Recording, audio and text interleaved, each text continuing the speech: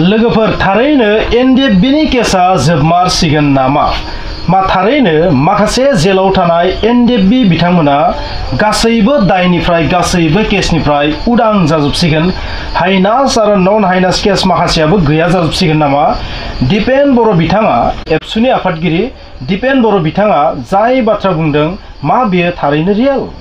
बिथाङा जायफोर इनफरमेशन होदों बे इनफरमेशननिफ्राय मोनसे सोंलु जाखांदों। मा गमामायैनो एनडिएफबि बिथांमोना जेलनिफ्राय उदां जानो थांगासिनो दङ? डक्टर हिमन्त बिश्व शर्मा जोंनि चिफ मिनिस्टार बिथाङा माखासे डिसिसन लादों, माखासे गोख्रों डिसिसन लादों। बिथांमोनखौ गोरोबथा बादि गासैबो दायनिफ्राय उदां खालामनो थाखाय गोख्रों डिसिसन लादों बेबायदि बुंदों। थारैनो बेथ' जोबोर मोजां गुड निउज।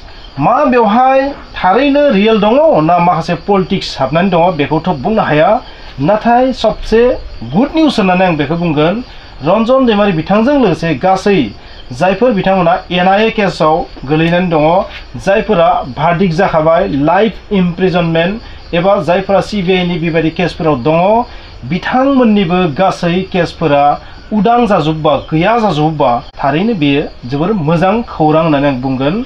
हिमन्त बिश्व शर्मा सारा थारैनो जायफोर डिसिसन लादों बेयो जोंनि हारिनि थाखाय जोबोर मोजां जागोन, आं बेबायदि बुंगोन। दिपेन बर' बिथाङा जायफोर बाथ्रा बुंदों बे गासैबो जुदि रियेल जायोबा थारैनो जोंनि हारिनि गेजेराव आरोबाव गोजोन फैबावगोन। जोंनि गेजेराव दान्थे बिदान्थे बेबायदि पलिटिकेल एटाकफोरा थारैनो सोलिनाय नङा आरो जोंनि हारिया लोगो नांजोबनानै थारैनो खौसे जागोन।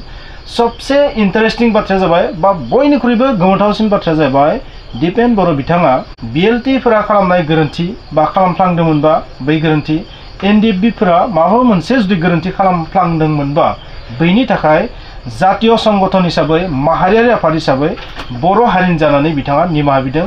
बैफोर गोरोन्थिनि थाखाय जेन निमाहा होयो बर' हारिखौ। स' बिथाङा मोनसे इम्पर्टेन्ट बाथ्रा बुंबोदों, बे बाथ्राया खिन्थु जोंनि साफ्रोमबो मानसिया बुजिनाया दरकार। बिथाङा बुंदों जायफोर सुबुंफोरा जेलाव दङ, जायफोर बिथांमोना एनडिएफबि जेनेरेलि एनडिएफबि बिथांमोना मोनसे समाव गोरोन्थि मावदोंमोनबो जानो हागोन। नाथाय बे गोरोन्थिया खालि जोंनि बर' माहारिनि बै बिग्रायारिफोराल' मावाखै, बे गोरोन्थिखौथ' गुबुनाबो मावदोंमोन, बम बारुद बेबायदि गुबुनाबो मावदोंमोन।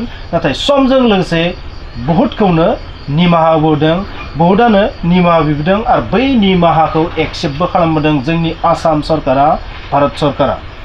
आरो दाथ' सान्ति सुक्ति जाबाय, बे सान्ति सुक्ति हिसाबै बिथांमोना गनांगौ आरो बे सान्ति सुक्ति हिसाबै जुदि गमारनांगौबा थारैनो दाबो मानो गवाखै। स' बिथाङा बेबायदि माने फोरमायनो नाजादों दिपेन बर' बिथाङा।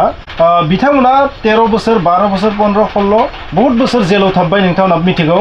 नाथाय बिथांमोना मा उग्रबादिनि थिंकिंआ गैला, बिथांमोना बै बिग्रायारिनि थिंकिंआ गैला, बिथांमोना साफा साफा नर्मेल सुबुंबादि जाबाय।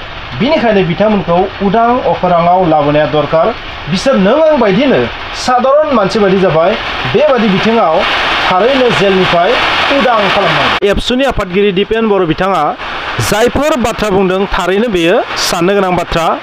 मानो होनोबा बिथाङा बुंदों मा जोबोर थाबैनो आसाम सरकारा हिमन्त बिश्व शर्मा बिथाङा एनडिएफबिनि केसखौ फोजोबस्रांनो थाखाय नाजादों। जायफोर बिथांमोना एनआइए केस सिबिआइ केसाव दङ, लाइफ इमप्रिजनमेन्ट भार्डिक्ट जाखानाय, बिथांमोनखौबो उदां अखोराङाव लाबोनो थाखाय गोख्रों नाजादों बेबादि बुंदों दिपेन बर' बिथाङा एबसुनि आफादगिरि बिथाङा। बिथाङा बुंनाय बाथ्राया जुदि सैथोबा बे थारैनो जोंनि थाखाय जोबोर मोजां।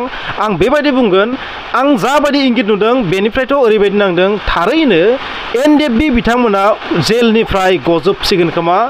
बिथाङा बुंबावदों 600निफ्राय 700तासो केसा गैया जासिगोन। हिमन्त बिश्व शर्मा बिथाङा मोनसे गोख्रों थांखि लादों। बेबायदि थांखि लानायाव माबायदि खामानिखौ मावफुंगोन बेखौथ' बुंनाया, नाथाय बिथाङा जाबायदि इंगित होदों बेनिफ्राय जों बेखौनो बुंनो हायो थारैनो एनडिएफबि बिथांमोननि केसखौ फोजोबनो नागिरबाय खोमा जोंनि आसाम सरकारा।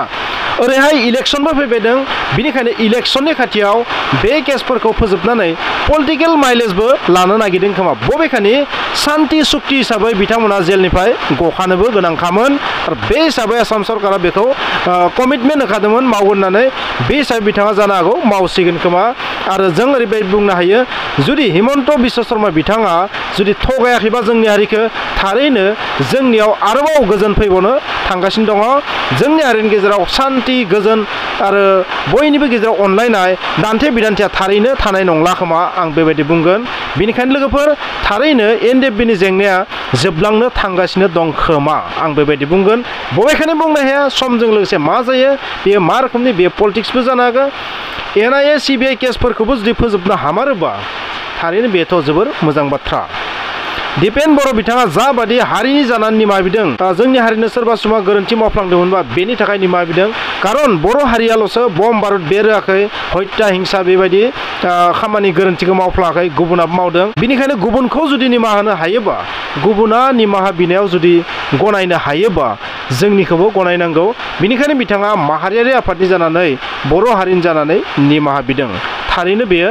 जोबोर गोमोथावबो साननो गोनांबो बिथाङा बेबायदि मानो बुंखो थारैनो 600 to 700 केसा जुदि जोबोबा देरनाब्ला बिथांमोनाबो जेलनिफ्राय उदां जामारगोन होननानै आं साननो हायो रिफिखांखौनो बुं सोरखौबाखौनो बुं देरनाब्ला बिथांखौनो बुं गासैबो जेलनिफ्राय उदां जागोनखौ आं नुहुरो स' पलिटिक्सबो जानो हागौ